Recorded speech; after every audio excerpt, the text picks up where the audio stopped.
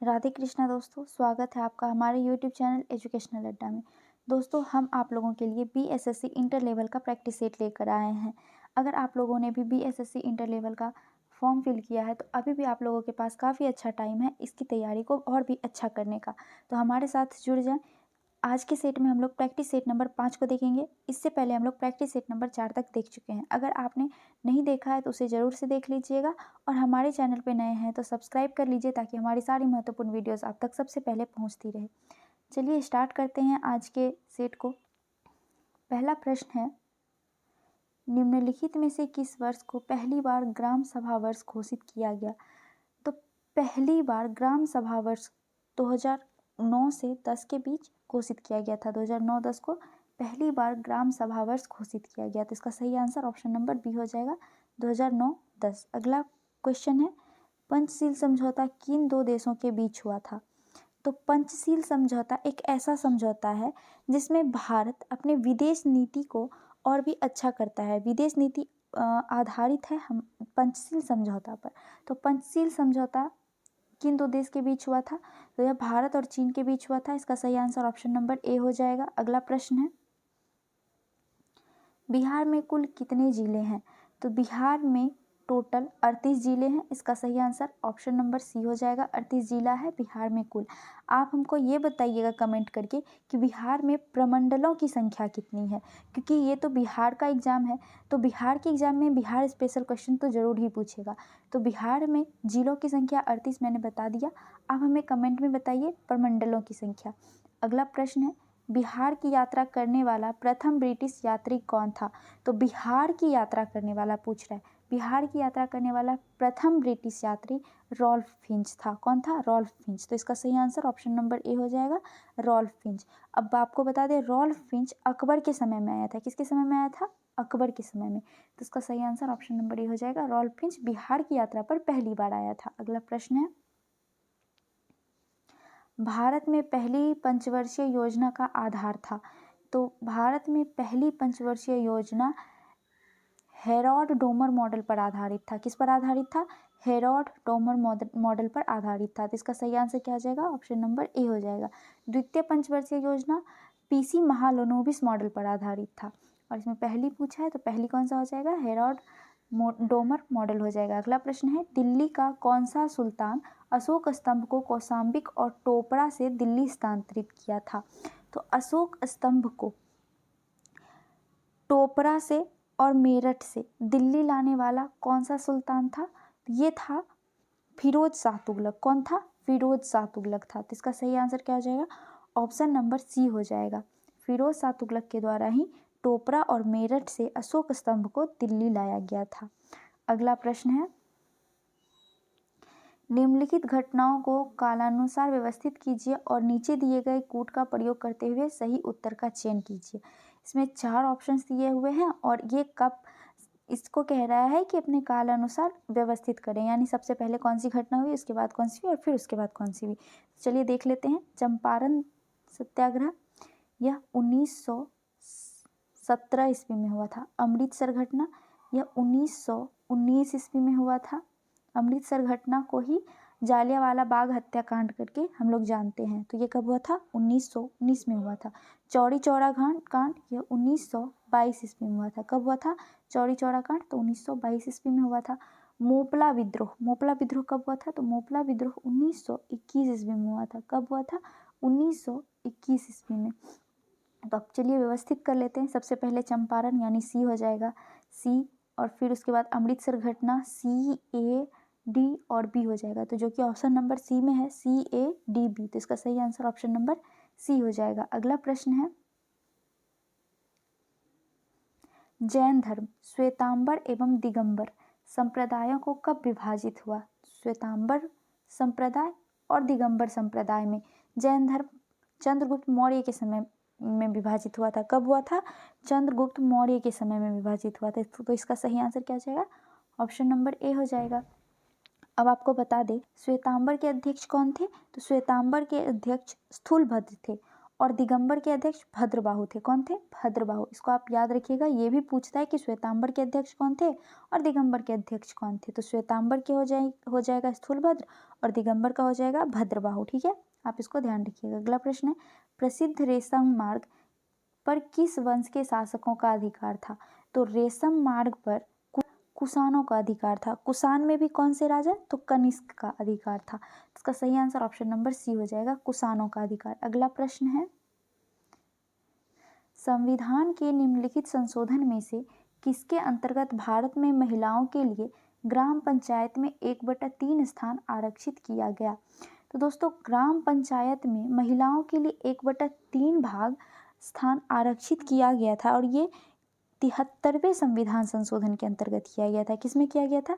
73वें संविधान संशोधन के अंतर्गत ग्राम पंचायत में महिलाओं का जो महिलाओं के लिए आरक्षित स्थान है वह 1/3 है। तो इसका सही आंसर ऑप्शन नंबर सी हो जाएगा। अगला प्रश्न है, देवनागरी लिपि का सही विकास क्रम बताइए। तो देवनागरी लिपि कैसे बना? तो आपको बता दें दोस्तों, सबसे पहले ब्राह्मी लिपि बना, ब्राह्मी लिपि के बाद गुप्त लिपि, फिर नगरीय लिपि, उसके बाद देवनागरी लिपि। कौन सा है? ब्राह्मी लिपि, फिर गुप्त लिपि, फिर नागरीय लिपि और फिर देवनागरी लिपि। तो इसका सही क्रम क्या हो जाएगा? ऑप्शन नंबर सी हो जाएगा इसका सही आंसर। अगला प्रश्न है, निम्नलिखित में से किस शैलकृत गुफा में 11 सिरों को बोधस्त्व का अंकन मिलता है? तो 11 सिरों के बोधस्त्व अंकन का कन्हेरी गुफा में मिलता है। किसमें मिलता है? कन्हेरी गुफा, जो कि महाराष्ट्र के मुंबई में स्थित है। और कन्हेरी जो है यह सॉल्सेट द्वीप पर स्थित है। किस द्वीप पर स्थित है? सॉल्सेट द्वीप पर स्थित है। तो इसका सही आंसर ऑप्शन नंबर सी हो जाएगा, कन्हेरी गुफा, जिसमें 11 सिरों के बोधिसत्व का अंकन किया गया है। अगला प्रश्न है, सरदेशमुखी की वसूली शिवाजी इसलिए करते थे क्योंकि वे महाराष्ट्र के पुश्तैनी सरदेशमुख थे। सरदेशमुखी राजस्व का कितना भाग वसूला जाता था? तो आपको बता दें, सरदेशमुखी राजस्व में 1/10% भाग 1/10 भाग वसूला जाता था। कितना वसूला जाता था? तो 1/10 वसूला जाता था सरदेशमुखी राजस्व के रूप में। अगला प्रश्न है, मराठा एवं अहमद शाह अब्दाली के मध्य लड़े गए पानीपत के तृतीय युद्ध का समय पेशवा कौन था? तो आप हमें बताइए कमेंट में, पानीपत का तृतीय युद्ध हुआ कब था? पानीपत के तृतीय युद्ध में मराठा और अहमद शाह अब्दाली के मध्य लड़ाई हुआ था, उस समय मराठा के पेशवा के रूप में बालाजी बाजीराव थे। कौन थे? बालाजी बाजीराव। तो इसका सही आंसर हो जाएगा ऑप्शन नंबर बी। आपको बता दें, पानीपत की तृतीय युद्ध 1761 ईस्वी में लड़ी गई थी। कब लड़ी गई थी? 1761 ईस्वी में। अगला प्रश्न है, कृष्णा नदी पर स्थित श्रीशैलम बांध किस राज्य में स्थित है? तो कृष्णा नदी पर स्थित है, सबसे पहले तो ध्यान रखिएगा, श्रीशैलम बांध किस नदी पर स्थित है? कृष्णा नदी पर स्थित है। और श्रीशैलम बांध आंध्र प्रदेश में स्थित है। कहाँ स्थित है? आंध्र प्रदेश में। तो इसका सही आंसर ऑप्शन नंबर डी हो जाएगा। अगला क्वेश्चन है, माइकल ओ डायर की हत्या किस भारतीय क्रांतिकारी ने की थी?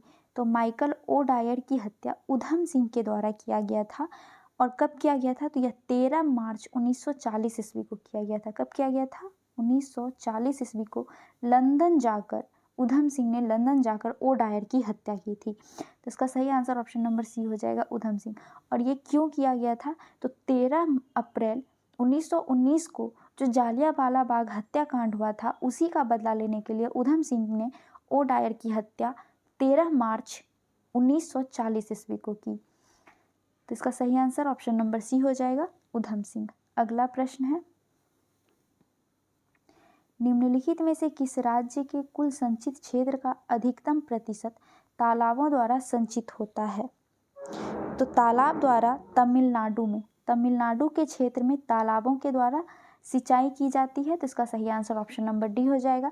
आपको बता दें, उत्तर भारत में सिंचाई नलकूपों से की जाती है। किससे की जाती है? नलकूप से।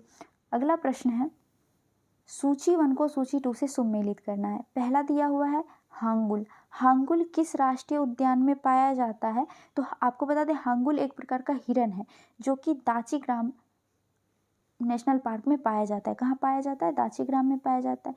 बाघ यानी टाइगर, ये सुंदरवन डेल्टा में पाया जाता है। भारतीय सिंह यानी लायन ये गिर वन में पाया जाता है, गिर वन में पाया जाता है। अगला है राहिनोसेरोस, जो कि काजीरंगा में पाया जाता है। तो इसका सही कौन सा हो जाएगा? 2, 3, 4 और 1, जो कि ऑप्शन नंबर बी में है। तो इसका सही आंसर ऑप्शन नंबर बी हो जाएगा, 2, 3, 4 और 1। अगला प्रश्न है, संतोपथ ग्लेशियर अवस्थित है। तो संतोपथ ग्लेशियर कहाँ अवस्थित है? यह उत्तराखंड में अवस्थित है, संतोपथ ग्लेशियर। इसका सही आंसर ऑप्शन नंबर डी हो जाएगा, उत्तराखंड। संतोपथ ग्लेशियर बद्रीनाथ से 17 किलोमीटर दूर स्थित है। और आपको बता दें, संतोपथ ग्लेशियर से ही अलकनंदा नदी निकलती है। कौन सी नदी निकलती है संतोपथ ग्लेशियर से? अलकनंदा नदी निकलती है। तो संतोपथ ग्लेशियर कहाँ अवस्थित है? उत्तराखंड में। ध्यान रखिएगा, इसका सही आंसर ऑप्शन नंबर डी हो जाएगा। अगला प्रश्न है, निम्नलिखित में से कौन सी संसदीय कार्यविधि भारत की देन है? तो शून्यकाल भारत की देन है, ना कि किसी अन्य देश से लिया गया है। तो इसका सही आंसर ऑप्शन नंबर सी हो जाएगा, शून्यकाल संसदीय कार्यविधि भारत की देन है। अगला प्रश्न है, भारतीय संविधान की प्रस्तावना में न्याय शब्द का प्रयोग किस अर्थ में किया गया है? तो दोस्तों, न्याय शब्द का प्रयोग सामाजिक, आर्थिक और राजनीतिक न्याय में किया गया है। किस में किया गया है? सामाजिक, आर्थिक और राजनीतिक। तो इसका सही आंसर ऑप्शन नंबर ए हो जाएगा। अगला प्रश्न है, वित्त आयोग की संस्तुतियां, यानी कि वित्त आयोग की संस्तुतियां सरकार द्वारा सुविधा अनुसार स्वीकार या अस्वीकार कर दी जाती है। इसका सही आंसर ऑप्शन नंबर डी हो जाएगा। अगला प्रश्न है, मंत्रिपरिषद से पद त्याग करने के लिए मंत्री किसे अपना त्यागपत्र संबोधित करेगा? तो मंत्रिपरिषद से त्याग देने के लिए मंत्री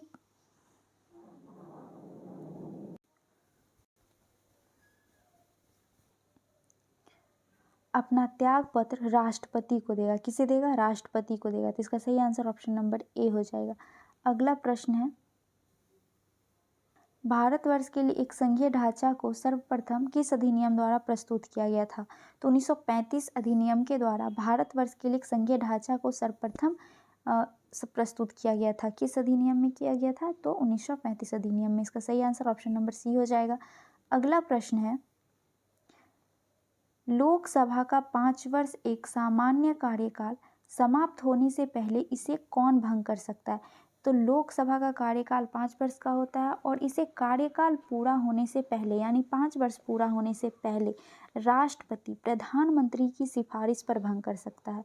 किसकी सिफारिश पर? प्रधानमंत्री की सिफारिश पर राष्ट्रपति के द्वारा लोकसभा का भंग 5 वर्ष पूरा होने से पहले किया जा सकता है। तो इसका सही आंसर ऑप्शन नंबर सी हो जाएगा। आपको बता दें, लोकसभा का कार्यकाल एक बार में एक साल ही बढ़ाया जा सकता है, वो भी कोई इमरजेंसी आने पर। अगला प्रश्न है, भारत में से कौन सा देश आसियान का सदस्य नहीं है? तो इसमें आसियान का सदस्य कौन सा देश नहीं है? तो बांग्लादेश आसियान का सदस्य नहीं है। इसका सही आंसर ऑप्शन नंबर सी हो जाएगा। आसियान में टोटल 10 सदस्य हैं, टोटल 10 देश इसका सदस्य है। कौन कौन सा है? तो म्यांमार है, Myanmar, Laos, Cambodia, Vietnam, Singapore, Malaysia, Indonesia, Brunei, Philippines और मलेशिया। तो ये हो जाएगा। कौन कौन सा हो जाएगा? एक बार फिर से रिपीट करते हैं, Myanmar, Laos, Cambodia, Vietnam, Thailand, Indonesia, Malaysia, Brunei, Philippines और सिंगापुर। ठीक है, ये 10 देश हो जाएगा आसियान का सदस्य देश। अगला प्रश्न है, निम्नलिखित अनुच्छेद में से कौन एक राज्य सरकार को ग्राम पंचायतों को संगठित करने के लिए निर्देशित करता है? तो अनुच्छेद 40 के अंतर्गत ग्राम पंचायत को संगठित करने के लिए निर्देशित करता है। कौन सा? अनुच्छेद 40। आपको बता दें, अनुच्छेद 40 को भारतीय संविधान में गांधीवादी दर्शन माना जाता है। क्या माना जाता है? गांधीवादी दर्शन माना जाता है। अगला प्रश्न है, एक मार्क है। तो एक मार्क गुणवत्ता गारंटी की मोहर है। क्या है? गुणवत्ता गारंटी की मोहर। तो इसका सही आंसर ऑप्शन नंबर डी हो जाएगा। अब एक मार्क एक समझ के अंडा मत लगा दीजिएगा, एक मार्क गुणवत्ता गारंटी का मोहर होता है। अगला प्रश्न है, जारवा जनजाति पाई जाती है। तो जारवा जनजाति अंडमान निकोबार द्वीप समूह में पाया जाता है। कहाँ पाया जाता है? अंडमान निकोबार द्वीप समूह में। इसका सही आंसर ऑप्शन नंबर डी हो जाएगा, निकोबार द्वीप। अगला प्रश्न है, निम्नलिखित में से किन देशों के समूहों में भूमध्य रेखा गुजरती है? कौन से समूह से भूमध्य रेखा गुजरती है? तो इसका सही आंसर ऑप्शन नंबर बी हो जाएगा। कोलंबिया, केन्या और इंडोनेशिया से भूमध्य रेखा गुजरती है। अगला प्रश्न है, राष्ट्रपति के निर्वाचन में निम्नलिखित में से कौन भाग नहीं लेता है? तो राष्ट्रपति के निर्वाचन में कौन कौन भाग लेता है, पहले ये जान लेते हैं। तो राष्ट्रपति का निर्वाचन सबसे पहले आर्टिकल नंबर 54 में के अंतर्गत आता है। किस में आता है? आर्टिकल नंबर 54 के अंतर्गत आता है। और इसमें राज्यसभा, लोकसभा, राज्यसभा के निर्वाचित सदस्य, लोकसभा के निर्वाचित सदस्य और राज्य विधानसभा के निर्वाचित सदस्य भाग ले सकते हैं। इसमें राज्य विधान परिषद के सदस्य भाग नहीं लेते और राज्यसभा और लोकसभा में जो मनोनीत सदस्य हैं वो भाग नहीं लेते हैं। तो इसका सही आंसर क्या हो जाएगा? ऑप्शन नंबर सी हो जाएगा। लोकसभा का गैर निर्वाचित सदस्य राष्ट्रपति के निर्वाचन में भाग नहीं लेता है। तो इसका सही आंसर ऑप्शन नंबर सी हो जाएगा। अगला प्रश्न है, निम्नलिखित में से कौन सी वर्गीकरण कच्ची सामग्री के आधार पर उद्योग का वर्गीकरण है? इसका सही आंसर ऑप्शन नंबर बी हो जाएगा, आधारभूत और उपभोक्ता। अगला प्रश्न है, 14 जुलाई 2023 को भारतीय अंतरिक्ष अनुसंधान संगठन इसरो द्वारा लॉन्च चंद्रयान 3 अंतरिक्ष यान को कहाँ से लॉन्च किया गया? तो चंद्रयान 3 को सतीश धवन अंतरिक्ष केंद्र से लॉन्च किया गया। कहाँ से किया गया? सतीश धवन अंतरिक्ष केंद्र से। इसका सही आंसर ऑप्शन नंबर बी हो जाएगा। अगला प्रश्न है, जो बैंक निक्षेप बिना नोटिस के निकाले जा सकते हैं उन्हें कहा जाता है? तो उसे मांग निक्षेप कहते हैं। क्या कहते हैं? मांग निक्षेप। इसका सही आंसर ऑप्शन नंबर डी हो जाएगा। अगला प्रश्न है, निम्नलिखित प्रस्तावों में से किसका संदर्भित संबंध संघीय बजट से है? तो इसका सही आंसर ऑप्शन नंबर सी हो जाएगा। कटौती प्रस्ताव का संबंध संघीय बजट से है। किसका संबंध है? कटौती प्रस्ताव का संबंध। अगला प्रश्न है, पद्मश्री पुरस्कार 2023 के लिए बिहार की कितनी हस्तियों को चुना गया है? तो पद्मश्री पुरस्कार 2023 के लिए बिहार से 3 लोगों को चुना गया है। कितने लोगों को? 3 लोगों को। किसको किसको चुना गया है? तो सुभद्रा देवी को चुना गया है मधुबनी पेंटिंग के लिए, दूसरा आनंद कुमार को चुना गया है शिक्षा के लिए और तीसरा कपिल देव प्रसाद को चुना गया है हस्तकरघा काम के लिए। तो इसका सही आंसर ऑप्शन नंबर सी हो जाएगा। 3 लोगों को चुना गया है बिहार के 3 लोगों को पद्मश्री पुरस्कार के लिए। अगला प्रश्न है, मुद्रा अवमूल्यन का परिणाम होता है? तो मुद्रा अवमूल्यन का परिणाम होता है निर्यात में वृद्धि और भुगतान संतुलन में सुधार। इसका सही आंसर ऑप्शन नंबर बी हो जाएगा। निर्यात में वृद्धि और भुगतान संतुलन में सुधार मुद्रा अवमूल्यन का परिणाम होता है। अगला प्रश्न है, भारत में एग्रो इकोलॉजिक जोन्स जिसे कृषि पारिस्थितिकीय क्षेत्र कहते हैं कि कुल संख्या कितनी है? तो भारत में कृषि पारिस्थितिकीय क्षेत्रों की टोटल संख्या 20 है। कितनी है? 20 है। तो इसका सही आंसर ऑप्शन नंबर डी हो जाएगा। अगला प्रश्न है, तिब्बत के पठार की समुद्र तल से ऊंचाई है? तिब्बत के पठार की समुद्र तल से ऊंचाई 5 किलोमीटर है। इसका सही आंसर ऑप्शन नंबर डी हो जाएगा। अगला प्रश्न है, भारत में निम्नलिखित में से कौन सी पर्वतीय श्रेणी केवल एक ही राज्य में फैली है? तो अजंता की जो गुफा है, अजंता का जो अजंता पहाड़ी है, ये सिर्फ महाराष्ट्र में फैली है। तो इसका सही आंसर ऑप्शन नंबर बी हो जाएगा। अजंता पर्वतीय श्रेणी केवल महाराष्ट्र राज्य यानी एक राज्य में ही फैली हुई है। तो इसका सही आंसर ऑप्शन नंबर बी हो जाएगा। अगला प्रश्न है, निम्नलिखित देश के मुद्रा का कौन सा विकल्प सुमेलित नहीं है? तो देख लेते हैं, बुल्गारिया का मुद्रा लेब होता है जो कि बिल्कुल सुमेलित है। दूसरा है अल्बानिया जिसका मुद्रा लेख होता है, ये भी सही है। तीसरा है मलदोवा जिसकी मुद्रा लियू होता है, ये भी सही है। और चौथा है इटली यूरो, ये गलत हो जाएगा। इटली की मुद्रा यूरो नहीं होती है, इटली की मुद्रा लीरा होती है। तो इसमें सही सुमेलित यही पूछ रहा नहीं है, तो यही हो जाएगा। इटली की मुद्रा लीरा होती है। इसका सही आंसर ऑप्शन नंबर डी हो जाएगा। अगला प्रश्न है, भारतीय उपमहाद्वीप पर ग्रीष्म ऋतु में उच्च ताप और निम्न दाब हिंद महासागर से वायु का गुरुत्वाकर्षण करते हैं जिसके कारण प्रवाहित होती है। तो इसके कारण दक्षिण पश्चिम मानसून होती है, जिस वजह से हमारे भारत में मानसून आता है। तो इसका सही आंसर ऑप्शन नंबर ए हो जाएगा। अगला प्रश्न है, भारत के निम्नलिखित क्षेत्र में से कौन सा कपास का अधिकतम मात्रा का उत्पादन करता है? तो भारत में कपास का उत्पादन अधिक मात्रा में उत्तर पश्चिमी और पश्चिम भारत में होता है। कहाँ होता है? उत्तर पश्चिम और पश्चिमी भारत में। तो इसका सही आंसर ऑप्शन नंबर बी हो जाएगा। आपको बता दें दोस्तों, सबसे पहले पूरी वर्ल्ड में सबसे पहले कपास का उत्पादन चीन के द्वारा किया गया था। किसके द्वारा किया गया था? चीन के द्वारा। अगला प्रश्न है, अलमाटी बांध किस नदी पर स्थित है? तो अलमाटी बांध ये कृष्णा नदी पर स्थित है। इसका सही आंसर ऑप्शन नंबर डी हो जाएगा। अलमाटी बांध कृष्णा नदी पर कर्नाटक में स्थित है। अगला प्रश्न है, देश के निम्नलिखित किस राज्य में सबसे पहले सूर्योदय होता है? तो हमारे देश में यानी भारत में सबसे पूरब में पाया जाने वाला राज्य कौन सा है? अरुणाचल प्रदेश में सबसे पूरब में पाया जाने वाला राज्य, और उसमें भी देवांग घाटी सबसे पूरब में पाया जाता है, जहां सबसे पहले सूरज उगता है। तो इसका सही आंसर ऑप्शन नंबर सी हो जाएगा, अरुणाचल प्रदेश। अगला प्रश्न है, विश्व एथलेटिक्स चैंपियनशिप में स्वर्ण पदक जीतने वाले पहले भारतीय एथलीट हैं? तो विश्व एथलेटिक चैंपियनशिप में स्वर्ण पदक जीतने वाले पहले एथलीट नीरज चोपड़ा हैं। इसका सही आंसर ऑप्शन नंबर ए हो जाएगा, नीरज चोपड़ा। अगला प्रश्न है, भारत के बाहर विश्व के पहले योग विश्वविद्यालय का उद्घाटन कहाँ किया गया? तो भारत के बाहर विश्व के पहले योग विश्वविद्यालय का उद्घाटन लॉस एंजल्स में किया गया। कहाँ किया गया? पहले योग विश्वविद्यालय का उद्घाटन लॉस एंजल्स में। तो इसका सही आंसर ऑप्शन नंबर डी हो जाएगा। अगला प्रश्न है, listen to your heart the London adventures पुस्तक के लेखक कौन है?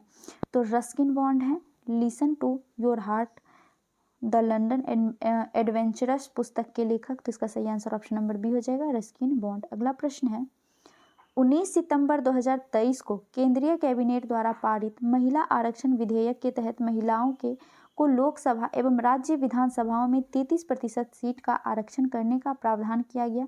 यह डैश यानी किस कौन सावा संविधान संशोधन विधेयक है?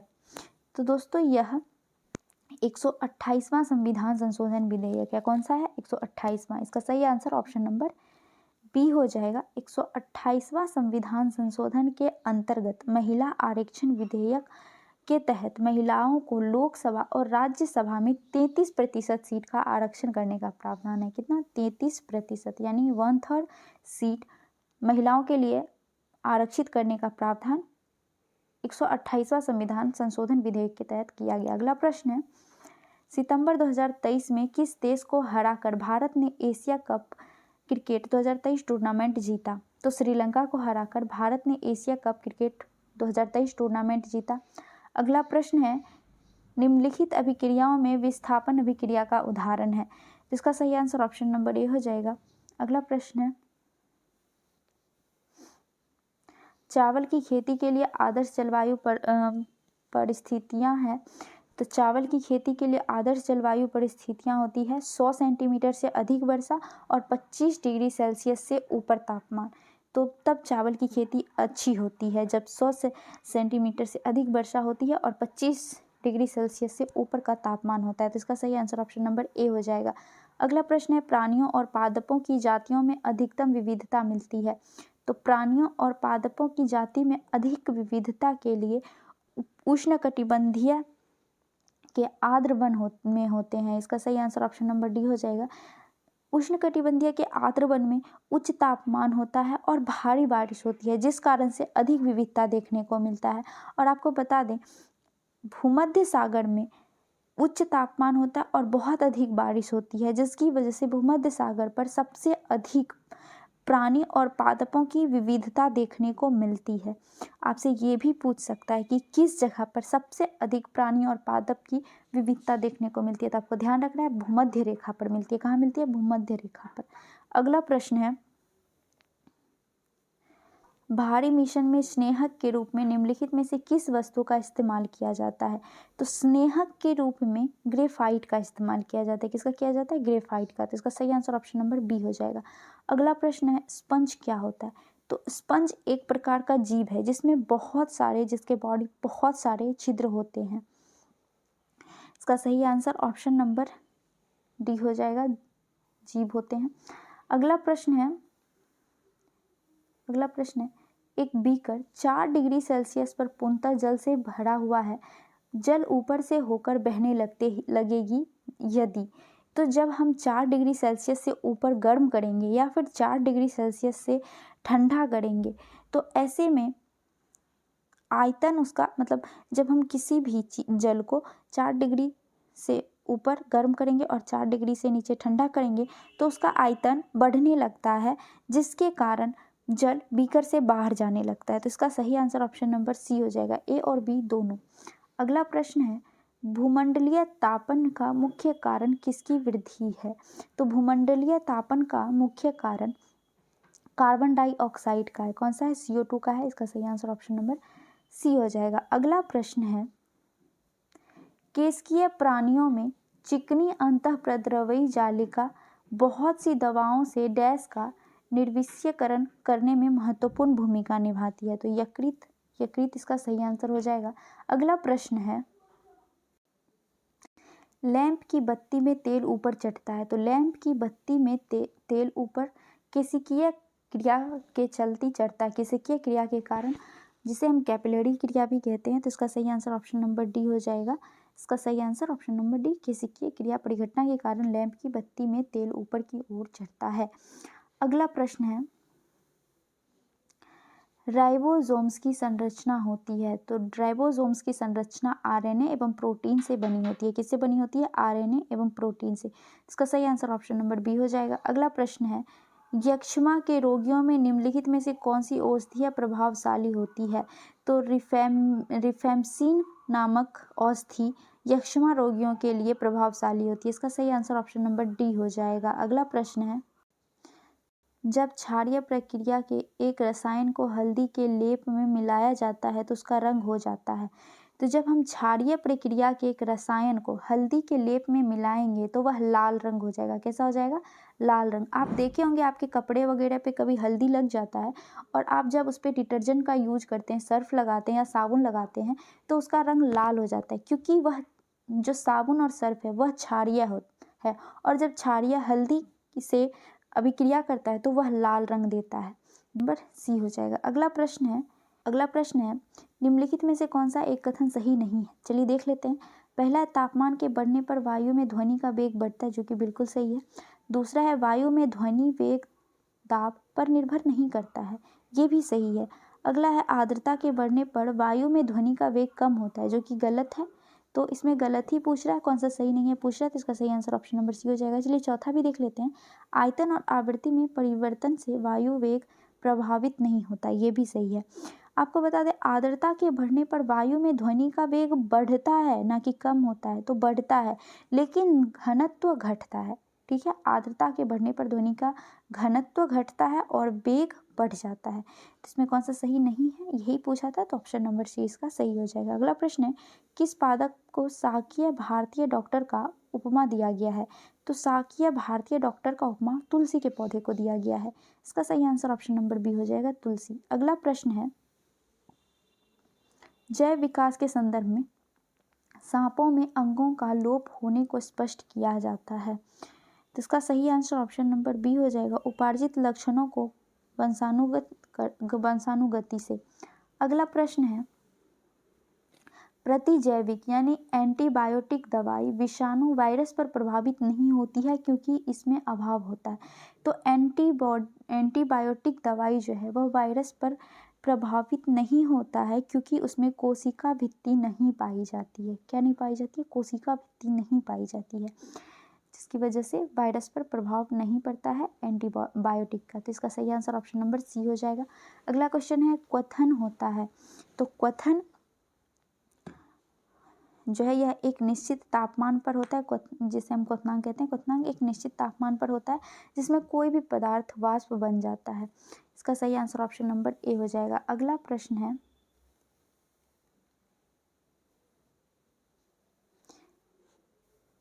Na11 और 22 से एक बीटा उत्सर्जन करने के बाद बनने वाला पदार्थ कौन सा है? तो यह Mg बन जाता है, मैग्नीशियम बन जाता है। इसका सही आंसर ऑप्शन नंबर ए हो जाएगा। अगला प्रश्न है, ठोसों के बारे में निम्नलिखित में से कौन सा कथन असत्य है। चलिए देख लेते हैं। पहला है, किसी ठोस का आकार और आकृति निश्चित होती है जो स्वतः परिवर्तित नहीं होती है, जो कि बिल्कुल सही है। दूसरा है, किसी ठोस को गर्म किए जाने पर उसके कणों की तापीय ऊर्जा कम हो जाती है जिसके कारण यह द्रव्य में परिवर्तित हो जाता है। ये गलत है, तो गलत ही पूछ रहा है, इसलिए इसका सही आंसर ऑप्शन नंबर बी हो जाएगा। अगला प्रश्न है, उत्तल लेंस की फोकस दूरी अधिकतम होगी, तो उत्तल लेंस की फोकस दूरी लाल प्रकाश में सबसे अधिक होगी, तो इसका सही आंसर ऑप्शन नंबर डी हो जाएगा। अगला प्रश्न है, कृत्रिम उपग्रह में सरल लोलक का आवर्तकाल होगा, तो सरल लोलक का आवर्तकाल अनंत होता है कृत्रिम उपग्रह में, तो इसका सही आंसर ऑप्शन नंबर ए हो जाएगा, अनंत। अगला प्रश्न है, नीचे दिए गए चित्र में दिखाए गए विद्युत परिपथ में चिन्हांकित उपकरणों का नाम लिखें। तो यहाँ तो सेल बैटरी दिया हुआ है, दूसरा में का नाम इस चिन्ह का नाम कुंजी है, ये भी ठीक है, और इसका पूछ रहा है, तो इसका हो जाएगा वोल्ट मीटर और ये हो जाएगा अमीटर, जिसमें विद्युत धारा को मापा जाता है, तो इसका सही आंसर ऑप्शन नंबर ए हो जाएगा, वोल्ट मीटर और अमीटर। अगला प्रश्न है, ऐसा उदाहरण जिसमें विद्युत ऊर्जा का प्रकाश ऊर्जा में स्थानांतरण स्पष्ट होता है। तो विद्युत ऊर्जा का प्रकाश ऊर्जा में स्थानांतरण तब होता है जब हम किसी परिपथ में धारा को प्रवाहित करते हैं और बल्ब चलता है, तो उसे विद्युत ऊर्जा का प्रकाश ऊर्जा में बदलना कहते हैं। तो इसका सही आंसर हो जाएगा ऑप्शन नंबर बी, विद्युत धारा से बल्ब का जलना विद्युत ऊर्जा का प्रकाश ऊर्जा में स्थानांतरण होना होगा। अगला प्रश्न है, सजीवों के संदर्भ में टेरिडोफाइटा वर्ग डैश जगत का भाग होता है। तो सजीवों के संदर्भ में टेरिडोफाइटा वर्ग प्लांटी होता है। कौन होता है, क्या होता है, प्लांटी होता है, तो इसका सही आंसर ऑप्शन नंबर डी हो जाएगा।